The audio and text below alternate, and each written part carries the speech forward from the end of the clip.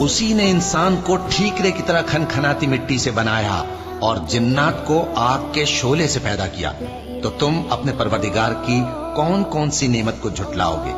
वही दोनों मशरिकों और दोनों मगरिबों का मालिक है, तो तुम अपने परवरदिगार की कौन कौन सी नेमत को झुटलाओगे? उसी ने दो दरिया रवां किए जो आपस में मिलते हैं, मगर दोनों में एक आड़ है कि उससे तजावुज नहीं कर सकते, तो तुम अपने परवरदिगार की कौन कौन सी नेमत को झुटलाओगे? उन दोनों दरियाओं से मोती और मूंगे निकलते हैं, तो तुम अपने परवरदिगार की कौन कौन सी नेमत को झुटलाओगे?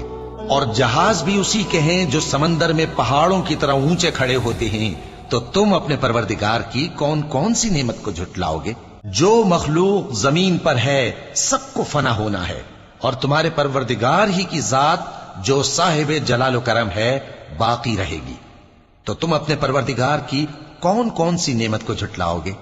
आसमान और जमीन में जितने लोग हैं सब उसी से मांगते हैं, वो हर रोज किसी न किसी काम में होता है, तो तुम अपने परवरदिगार की कौन कौन सी नेमत को झुटलाओगे? ए दोनों जमातों, हम करीब तुम्हारी तरफ मुतवज्जे होते हैं, तो तुम अपने परवरदिगार की कौन कौन सी नेमत को झुटलाओगे? ए गिरोहे जिन्नो इंस, अगर तुम्हें कुदरत हो कि आसमान और जमीन के किनारों से निकल जाओ तो निकल जाओ, और जोर के सिवा तो तुम निकल सकने ही के नहीं, तो तुम अपने परवरदिगार की कौन कौन सी नेमत को झुटलाओगे?